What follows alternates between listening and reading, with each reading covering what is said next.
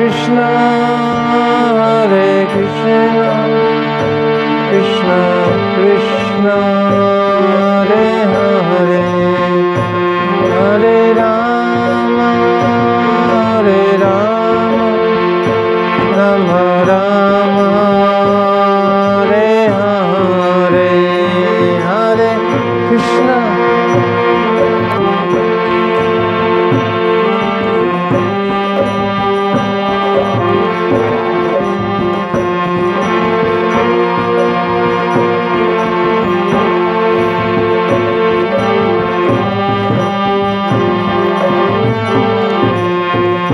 Jaya Prabhupada.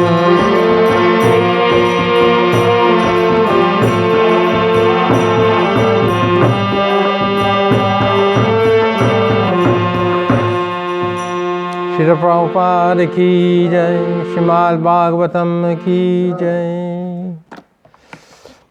Vayam. Om Namo Bhagavate Vasudevaya.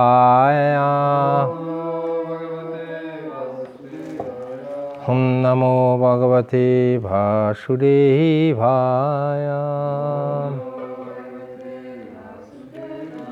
Naranam Namaskritya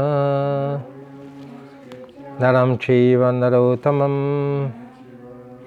Devim Saraswatim Vyasam Tato Jayam Udirayet Nastapreshu Abhadreshu Nityam Bhagavata Sevaya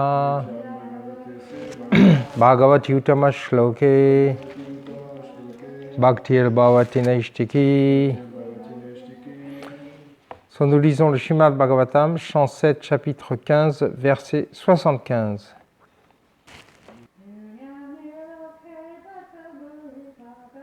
Yuyam daliloke bata bodhi bhaga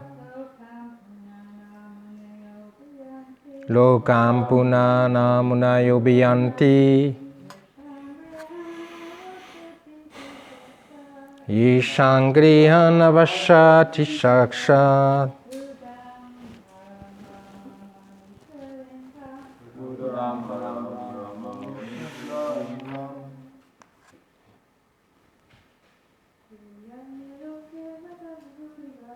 Yuyam daliloke bata bodhi bhaga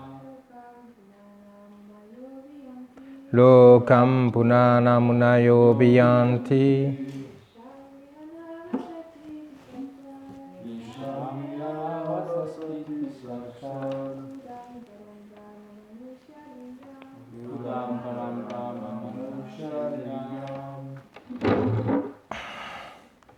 Yuyam, vous tous les Pandavas, Nriloke, dans cet univers matériel. Bata, en fait, Bodhibhaga, qui a énormément de chance. Lokam, toutes les planètes de l'univers. Punana, qui peuvent purifier. Munaya, de grands saints. Abhiyanti, viennent rendre visite. Tout comme des personnes ordinaires. Yesham, de qui? Grihan, la maison des Pandavas. Avashati, habite. Iti, ainsi. Shakshat, directement. Gudam, très intime. Param, transcendantal. Brahma, le Param Brahman.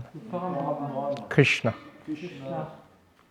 Manushya-lingam, comme un être humain ordinaire.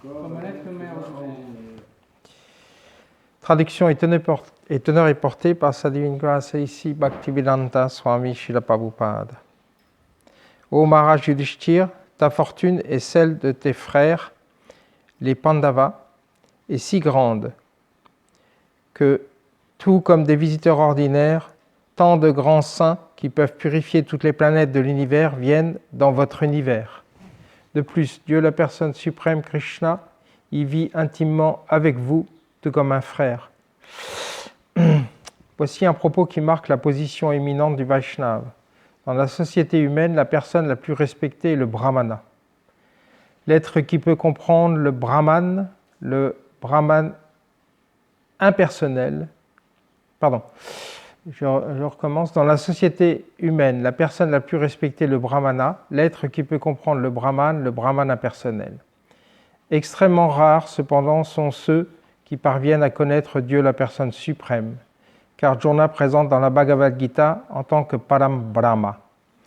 Un Brahmana peut avoir la grande bénédiction d'atteindre le Brahmagyan, mais les Pandavas, eux, étaient d'un niveau si élevé que le Param Brahman, Dieu la personne suprême, vivait chez eux, comme s'il était un simple être humain.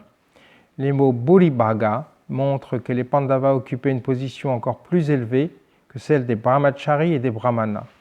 Dans les versets qui vont suivre, Narada Muni, à maintes reprises, rend hommage à leur position. Om Agyanatimirandasya Jananjana Shalakaya Chakshurmilitanyena Tasmai Shri Gurave Namaha.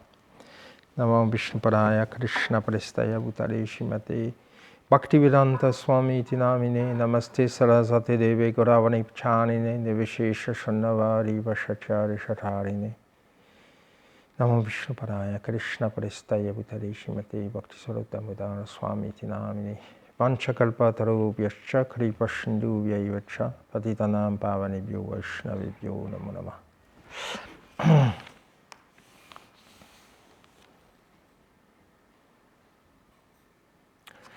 Narada Muni discute ici la position du Vaishnava par rapport à celle du Brahmana. Donc nous avons déjà dans la Bhagavad Gita, Krishna explique Chaturvanyam Mayashrestam Gunakarma Vibhagash. Donc cette société est divisée en 4 ordres. Varna, en 4 varnas et en 4 ashrams. Ce qui nous intéresse ici, ce sont les varnas. Donc, en commençant par le moins élevé, le varna de Shudra. Shudra, comme l'explique Srila Prabhupada, qu'il n'a besoin d'aucun entraînement. Aucun entraînement. D'ailleurs, dans l'âge de Kali, Kalo Shudra Sambhava, tout le monde est né Shudra, ou même plus bas qu'un Shudra. Donc le Shudra, naturellement, n'a besoin d'aucun entraînement. Il va servir les autres classes de la société, les autres varnas. Ensuite, nous avons le Vaishya, qui s'occupe de protéger la vache et qui s'occupe de l'échange, des échanges commerciaux. Ensuite, nous avons le Kshatriya. Plus on avance, en fait, plus on monte dans cette échelle en fait, de Varna, et plus chaque catégorie requiert un entraînement de plus en plus strict. On ne va pas demander la même chose à un Vaishya qu'à un Brahmana. Donc nous avons le Kshatriya qui doit être entraîné dans l'administration, l'art de la guerre, etc. Et qui doit être entraîné à protéger les autres. Et nous avons le Brahmana. C'est ce qui nous intéresse aujourd'hui. Alors, le Brahmana, il y a plusieurs sortes de Brahmana. En fait, en gros, il y en a 3 sortes. Vous avez le Vipra. Qui sait ce que c'est qu'un Vipra? C'est érudit. Érudit, mais plus spécifiquement, il est érudit dans quoi? Dans les Écritures. Plus spécifiquement encore. Pardon? les Yagyas, si on veut, mais les Brahmanas... Oui, c'est pas mal comme réponse, ça s'approche un peu.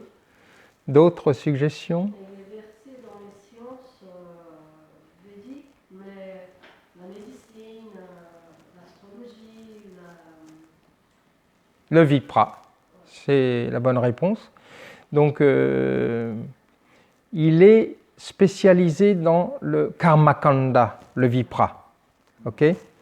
C'est-à-dire qu'il est spécialisé dans toutes ces sciences, justement, qui sont la médecine ayurvédique, l'astrologie, les différentes... ça peut être aussi des sciences martiales, hein, les arts martiaux, etc.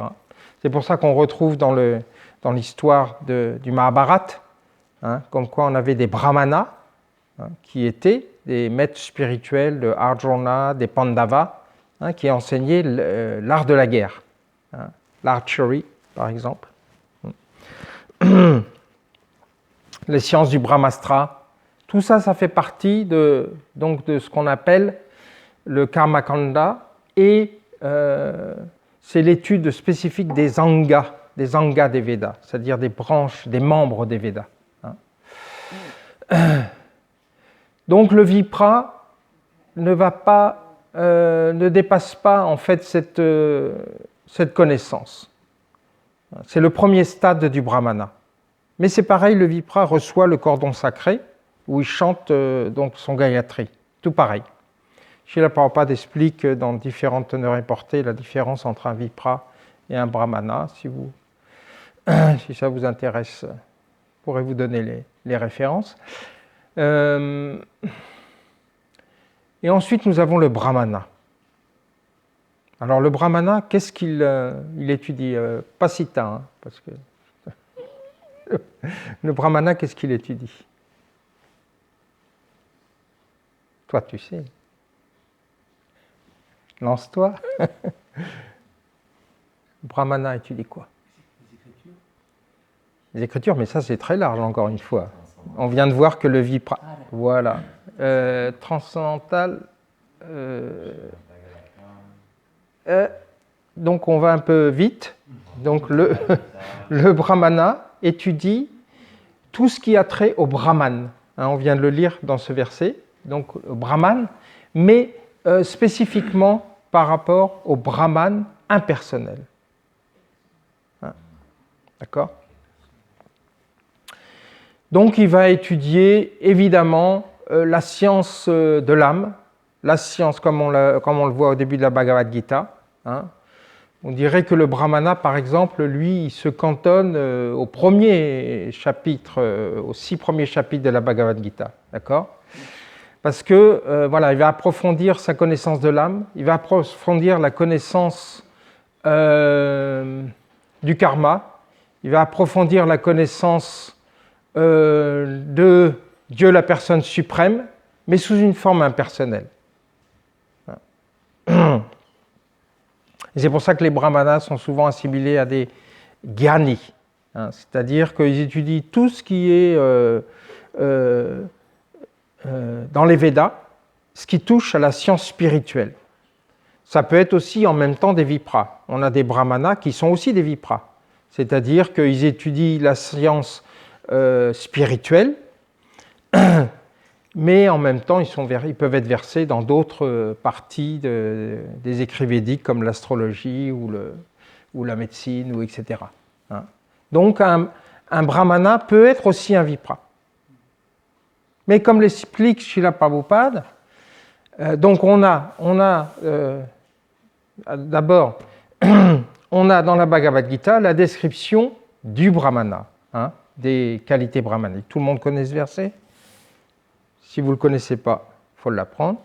Donc, moi, je ne me rappelle plus. C'est, premier mot, s'il te plaît? Non? Samo, Dhamma, Tapas, Socham, Kshantir, Arjavam, Evacha, Gyanam, Vigyanam, Astikyam, Brahma, Karma, Svabhavacham. Donc, Krishna explique, donc, Chaturvanya Maya Shrestam, Guna Karma Vibhagasa. Guna Karma, ça veut dire quoi? Ça veut dire que, en fait, quelqu'un se situe dans un varna particulier. Là, on ne parle pas des ashrams. Hein. Les ashrams, c'est une autre discussion que vous pouvez avoir à un autre moment. Là, on parle des varnas. Donc, quelqu'un se situe dans un varna particulier en fonction du guna. Donc là, dans le guna signifie, dans ce sens, pas l'influence des 3 gunas de la nature matérielle, mais la qualité. Quand on dit par exemple que Krishna est nirguna, ça veut dire qu'il n'a pas de qualité matérielle. Nir, c'est une négation. Krishna est nirguna. Il n'a pas de qualité matérielle. Donc là, quand on parle de guna, quand Krishna parle de guna dans ce verset, il parle de qualité. Donc là, les qualités qu'on vient d'énumérer, c'est-à-dire samo, l'équanimité, dhamma, dhamma c'est religiosité, tapa, l'austérité. Une qualité très importante pour le brahmana, l'austérité, qui va lui permettre ensuite de développer les qualités suivantes: samo, dhamma, tapa, socham. Socham, c'est la pureté. Donc la pureté, c'est la pureté intérieure, par le chant du Mahamantra, la récitation dans le cas du brahmana, il ne récite pas toujours le Mahamantra. Il récite des hymnes védiques. Et par exemple, il fait des sacrifices. Le brahmana fait des sacrifices. Accomplissement des sacrifices, récitation des hymnes védiques. Ça, c'est le brahmana. Et socham, kshantir, c'est Paisible. Vous êtes sûr? C'est pas la tolérance, kshantir? Paisible. Ah bon? Paisible. Kshantir. Titikshou, c'est la tolérance. Tikshu. Alors, samo, dhamma, tapa, socham, kshantir, arjavam et vacha. Donc, elle est où la tolérance? Il l'a pas alors. Il n'a pas de tolérance. Le brahmana n'a pas de tolérance. C'est la tolérance.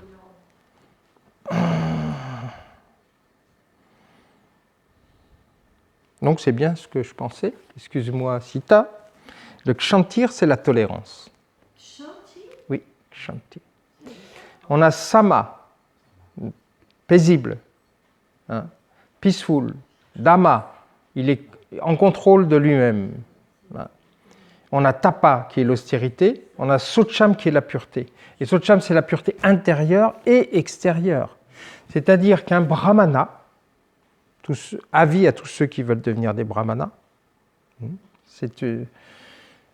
puisque c'est une marche, en fait, on va le voir par la suite, c'est une marche pour devenir un Vaishnav. C'est la marche, step. Un brahmana doit être parfaitement propre. Donc dès qu'il se lève, il ne commence pas à parler à une autre personne. Non, d'abord il prend sa douche, se gratte la langue, prend sa douche, parfaitement propre, et son environnement est parfaitement propre aussi. Donc, voilà, ça c'est une qualité très importante, socham, dans lequel on insiste beaucoup dans le service dévotionnel. Kshantir, kshantir signifie la tolérance. Donc on va retrouver dans les qualités Vaishnav sous un autre nom, qu'on retrouve dans le mot titiksha. Donc là c'est kshantir, Krishna dit kshantir, gyanam vigyanam.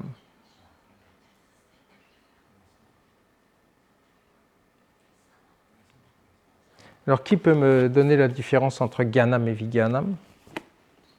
Les pandits du Bhakti Shastri, non les élèves, pas le professeur. Jnana, c'est la connaissance et Jnana, c'est la connaissance réalisée. La connaissance quoi? Réalisée. Réalisée. Gyanam, c'est la connaissance, donc on peut apprendre par cœur les écritures, etc. Ça, c'est la connaissance.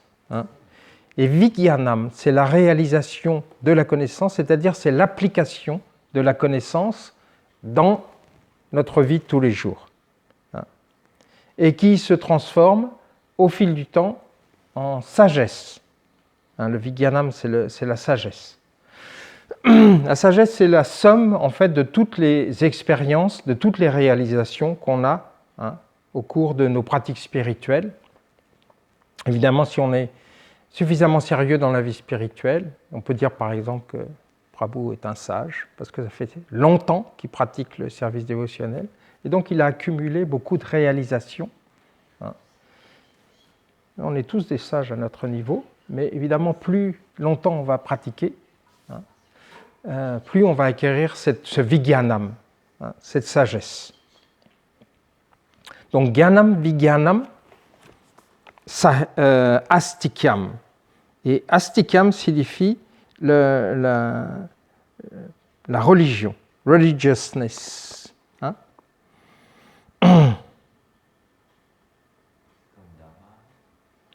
Non, Dhamma, en fait, c'est le contrôle de soi. C'est pas, donc là, c'est pas pareil. Il y a Dhamma et Dharma. Ça, c'est le contrôle de soi, Dhamma. Donc ça, ce sont les qualités du brahmana. Ce sont les qualités. Et donc, Srila Prabhupada a créé, en fait, en ISKCON, son premier objectif, c'était de créer une classe de brahmana. Et pourquoi elle a voulu créer cette classe de brahmana, en fait, Srila Prabhupada? Quelqu'un a une suggestion? Pour redonner une tête à la société. Oui. Parce que, en fait, dans le Kali Yuga, tout le monde est né Shudra. Très peu de Vaishyas, où les Vaishyas sont corrompus. Ils pensent plutôt qu'à l'argent, qu'à protéger les vaches. Ou même, ils en sont rendus à exterminer les vaches, à tuer les vaches. Donc, ce n'est pas des vrais Vaishyas. Les Kshatriyas, comme explique Srila Prabhupada, ne sont pas très courageux. Ils ne vont pas sur le champ de bataille. Normalement, Prabhupada explique, dans les temps védiques, le roi, le dirigeant de la nation, il va en première ligne, il dirige ses armées. Et Prabhupada, il dit, eux, ils restent tranquillement chez eux, appuyés sur leur bouton ou téléphone, ou jouer au golf, je ne sais pas quoi. Et donc, ils dirigent les armées. Donc, les Kshatriyas, difficile de trouver des Kshatriyas dans le Kali Yuga.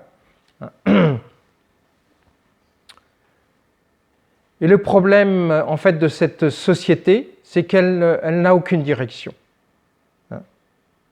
Parce qu'on forme des vrais Vaishyas, on forme des vrais Kshatriyas par la connaissance qui vient des brahmanas. C'est des brahmanas qui ont la connaissance des écritures védiques, qui ont la connaissance de la société védique, qui ont la connaissance de toutes les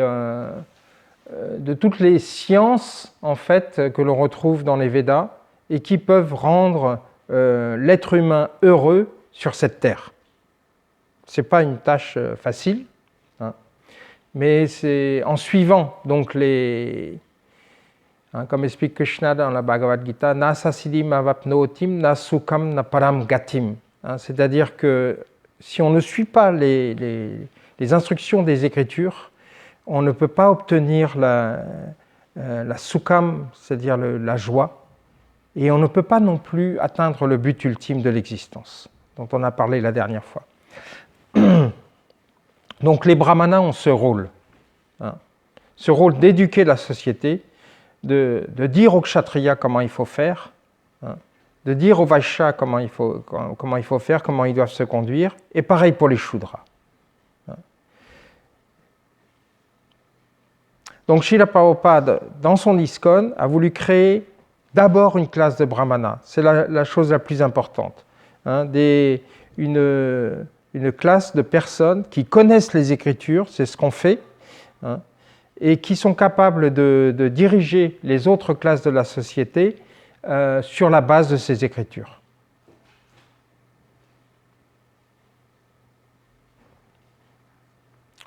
Maintenant, quelle est la troisième sorte de brahmana? Les Vaishnavas. On les appelle les brahmanas Vaishnavas. Donc là,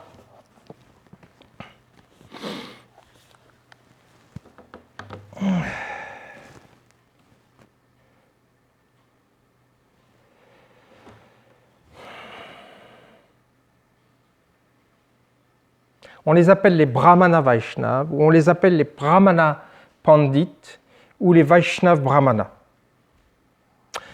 Un Vaishnav est supposé être un Brahmana. C'est-à-dire que Prabhupada nous dit souvent, si vous voulez devenir un Vaishnav, devenez d'abord un Brahmana. Pourquoi? Parce qu'on doit s'élever sur la plateforme de la vertu, qui est le propre du Brahmana. Donc le Brahmana a les qualités qu'on a énumérées, et il a l'activité aussi. Si par exemple on a quelqu'un qui a les qualités brahmaniques, mais qui n'agit pas comme un brahmana, il n'est pas complètement un brahmana. Bien que dans notre société vaishnave, c'est une étape supérieure dans le service dévotionnel, c'est un peu plus transcendantal. Mais en tout cas, en ce qui concerne un brahmana, par exemple, Srila Prabhupada explique qu'un brahmana ne doit jamais travailler pour un Shudra ou pour quelqu'un d'autre, un Vaishya. Il ne peut pas travailler pour un Vaishya, il ne peut pas être sous la direction de quelqu'un d'autre. Il peut prendre, s'il veut, il peut prendre la fonction d'un Kshatriya ou d'un Vaishya, mais il doit être indépendant. Il ne peut pas travailler sous quelqu'un d'autre. Donc il ne peut pas travailler, par exemple, pour une société commerciale, où il ne peut pas... Donc là, pourquoi? Parce que automatiquement, il va perdre ses qualités brahmaniques. Dans l'association donc, de son boss, il va perdre ses qualités brahmaniques. Donc si dans votre vie spirituelle, vous êtes face à ça, un jour, pour des raisons économiques, sachez que vous pouvez prendre la position d'un Vaishya, c'est-à-dire faire du commerce, en tant qu'indépendant, pas travailler pour quelqu'un d'autre. Vous pouvez prendre aussi la position d'un Kshatriya, pareil, de façon indépendante. Ainsi, le Brahmana peut garder ses qualités. Donc un Vaishnava est supposé être un Brahmana. Pourquoi? Parce qu'il est supposé être au niveau de la vertu et avoir développé toutes ces qualités déjà qu'on a parlé, que Krishna a parlé dans la Bhagavad Gita. Mais un Brahmana n'est pas automatiquement un Vaishnava. Voilà la différence. Pourquoi? Parce qu'en fait, on a vu que le Brahmana, lui, il arrive jusqu'à la plateforme impersonnelle de la vérité absolue. Donc on peut rencontrer beaucoup de brahmanas en Inde, par exemple, qui n'adorent pas Krishna. On dit, mais qu'est-ce que c'est que ce genre de brahmana? Non, ça peut être effectivement un brahmana, mais ils n'adorent pas Krishna, ils n'adorent pas Vishnu. Ils peuvent adorer les devas, ils adorent souvent les devas, pour l'accomplissement des sacrifices, mais ils n'adorent pas Vishnu ou Krishna. Et ça, c'est le propre du Vaishnava. Donc le Vaishnava, en fait, il a toutes les qualités du Brahmana, et il a toute la connaissance aussi du Brahmana, et plus. Puisqu'il a la connaissance de Dieu, la personne suprême. D'accord? Et par la connaissance de Dieu, la personne suprême, le Vaishnava développe beaucoup de qualités transcendantales. Donc on a ce fameux verset qui est du 3e chant de Srimad Bhagavatam avec Kardama Muni, non pas Kardama Muni, son fils, Kapila-dev. C'est Titikshasva Karunika.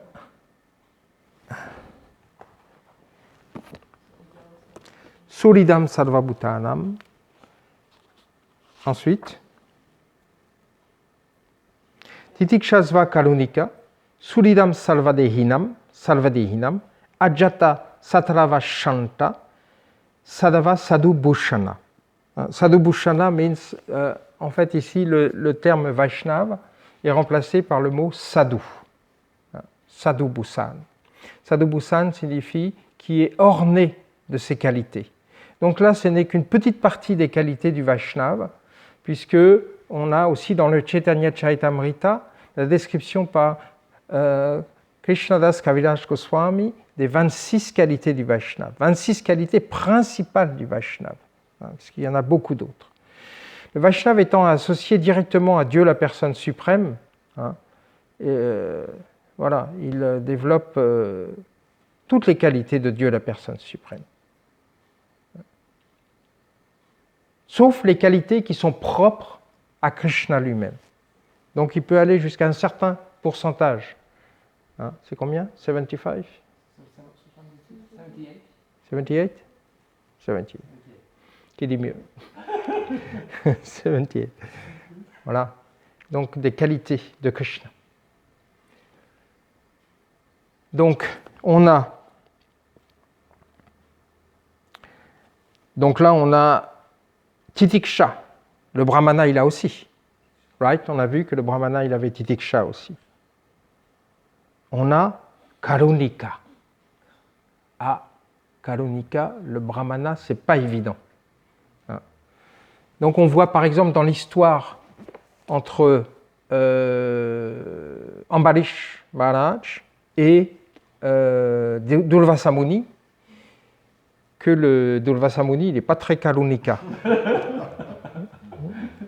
Pas Karunika du tout. Et souvent, les brahmanas, ils ont ce petit défaut. Ils sont très fiers de leur connaissance et ils ont tendance à curser facilement. Donc, il y a celui aussi qui a cursé Garuda. C'est qui a cursé Garuda? Sobari Muni. Sobari Muni, qui faisait ses austérités au fond de la Yamuna, qui a cursé Garuda. Et des curses de brahmana, il y en a un paquet. Dans le Srimad Bhagavatam, dans les Écritures. Donc le Vaishnava, non. Il ne curse personne. Au contraire, il est karunika, c'est-à-dire miséricordieux, un maximum, tout ce qu'il peut. Et Srila Prabhupada explique, dans ce teneur et portée du 3e chant de Srimad Bhagavatam, comme quoi le Vaishnava est tellement miséricordieux qu'il est prêt à subir tout un tas de problèmes pour donner la conscience de Krishna aux autres, pour donner Krishna aux autres. Et il prend l'exemple de Jésus-Christ, qui s'est fait crucifier parce qu'il parlait de Krishna, et il prend l'exemple de Haridas Thakur, qui s'est fait taper dessus parce que pareil, il prêchait la conscience de Krishna. Ce n'est que quelques exemples. Mais ça, c'est la manifestation de Karunika, c'est-à-dire la miséricorde du Vaishnava vis-à-vis des autres entités vivantes. Et là, on commence à voir la différence un petit peu entre le Vaishnava et le Brahmana.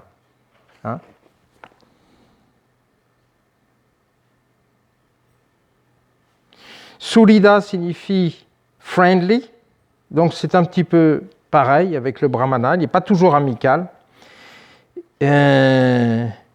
Surida salvadehinam.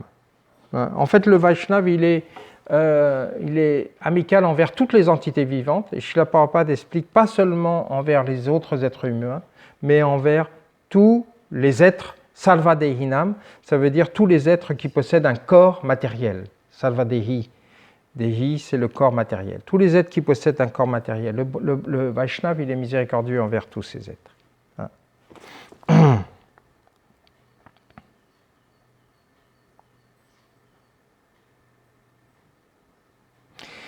Ajata satrava.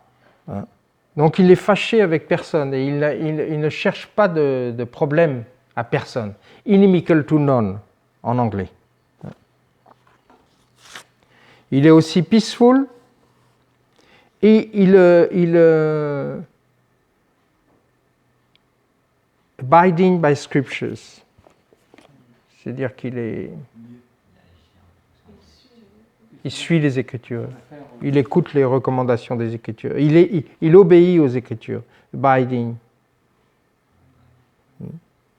Après, vous avez donc la qualité du... Il y a des textes là-dessus, les 26 qualités du dévot.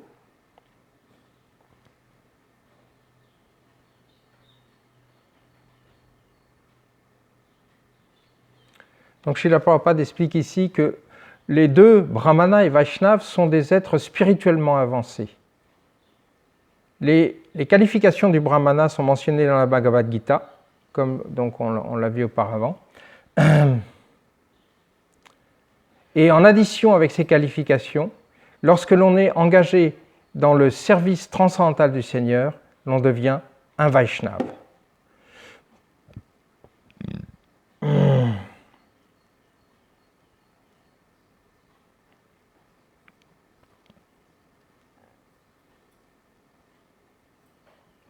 Donc dans le Adi Lila, Chaitanya Charitamrita, chapitre 8, il y a une description de toutes les qualités du dévot. Par exemple, Pandit Haridas est décrit comme une personne qui se conduit parfaitement, qui est tolérant, qui est paisible, qui est magnanime et qui est grave aussi.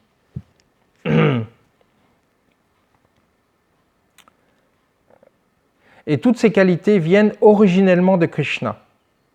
Lorsque l'on devient un dévot, toutes ces qualités se manifestent. Krishnadas Kaviraj Goswami, l'auteur du Chaitanya Charitamrita, dit que toutes ces bonnes qualités deviennent manifestées dans le corps d'un Vaishnava et seulement par la présence de ces bonnes qualités, l'on peut distinguer un Vaishnava d'un non-Vaishnava. Voilà. Donc, en fait, les qualités sont les suivantes. Il est très gentil avec tout le monde. Il n'a pas d'ennemis. Il n'a pas d'ennemis. Il est véridique. Il est égal envers tous. Quand on regarde par exemple les brahmanas actuels, donc là c'est une autre discussion, mais les brahmanas de naissance par exemple, il faut faire attention à ces brahmanas de naissance, parce que normalement en servant un brahmana et en servant un vaishnava, on atteint la perfection de l'existence. Mais il faut faire attention à ne pas servir des brahmanas qui n'ont pas vraiment les qualités, qui sont brahmanes seulement par la naissance. Et il y en a beaucoup en Inde. Des personnes comme ça.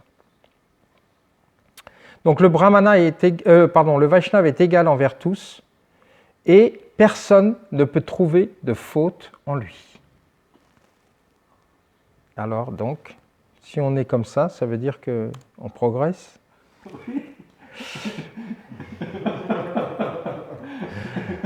Ça veut dire qu'on peut être reconnu comme un Vaishnava. Il est magnanime, il est doux, il est toujours propre. Le brahmana, il doit toujours être prêt à aller servir Krishna, personnellement, sur l'autel. Il est toujours propre. Je suis prêt. À Prabhu, il faut faire l'arti. Je suis prêt, c'est bon.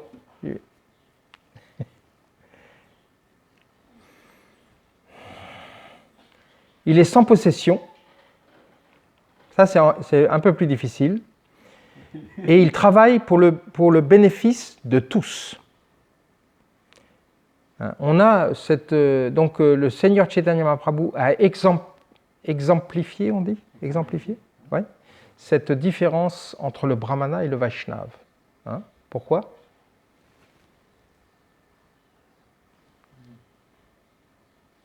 L'histoire, son histoire à lui.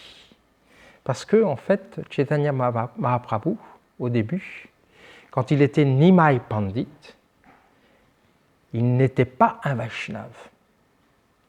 En tout cas, il voulait qu'on le reconnaisse comme ça, comme juste un Brahmana. Donc, il est né dans une famille de Brahmana, Sachi Devi et Jagannath Mishra, famille de Brahmana. Et voilà, son divertissement, c'était « Je suis un brahmana ». Non, vous les Vaishnavas, là, vous êtes trop sentimentaux. Je vous aime bien, mais je ne veux pas pratiquer ça, moi.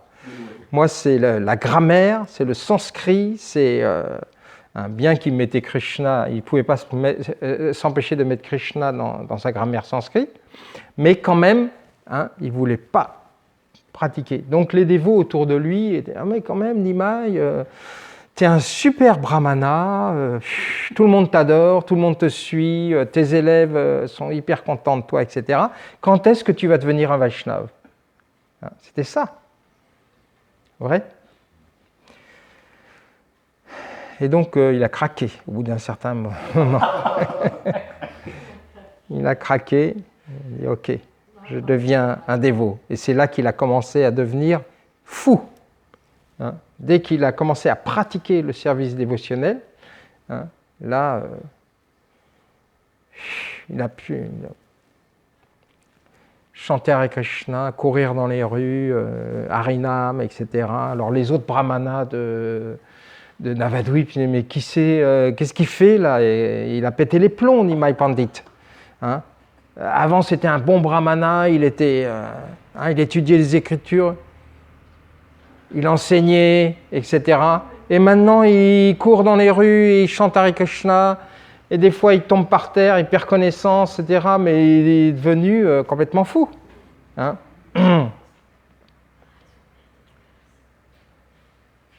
Donc, le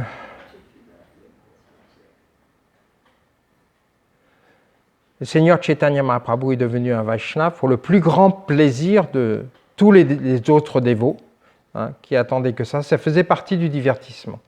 Et là, le Seigneur Chaitanya Mahaprabhu a voulu exemplifier la différence entre un brahmana et un Vaishnava. On a aussi l'autre exemple, dans le sens inverse, de Haridas Thakur, qui est né dans une famille de musulmans, hein, puisqu'il avait été maudit. C'est quelle histoire? C'est qui l'a maudit? Haridas Thakur. Oui. Pourquoi qu'il est né dans une famille de musulmans? Il l'a demandé. Hein?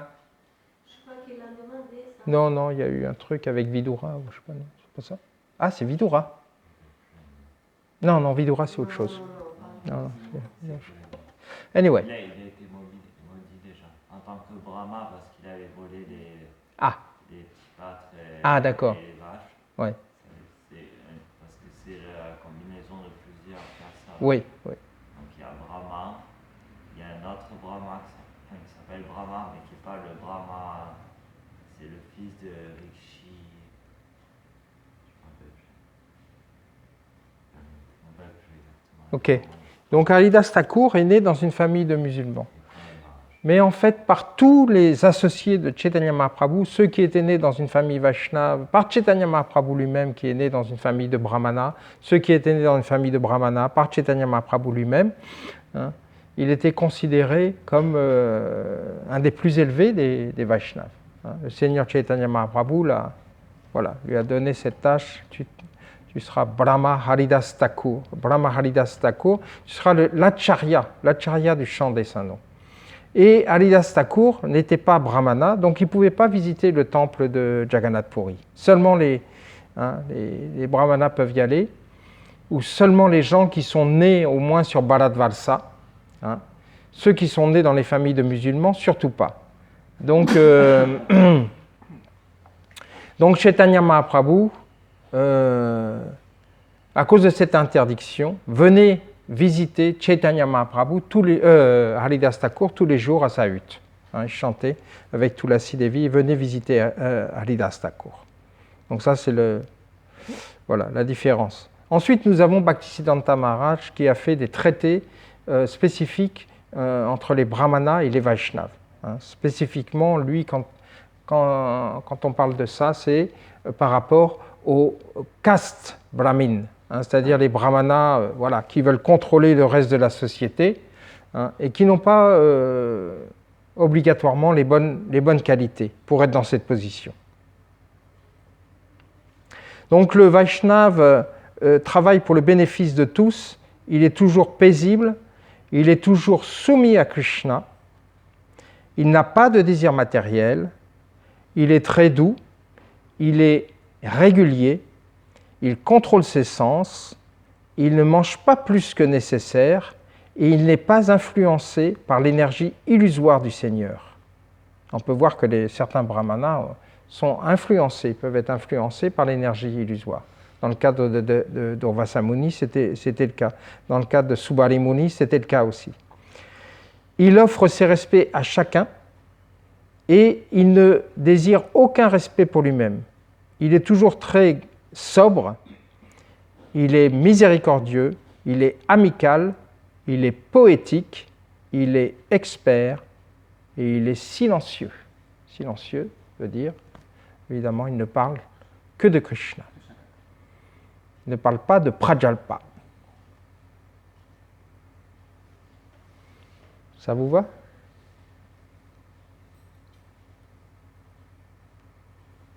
Des questions?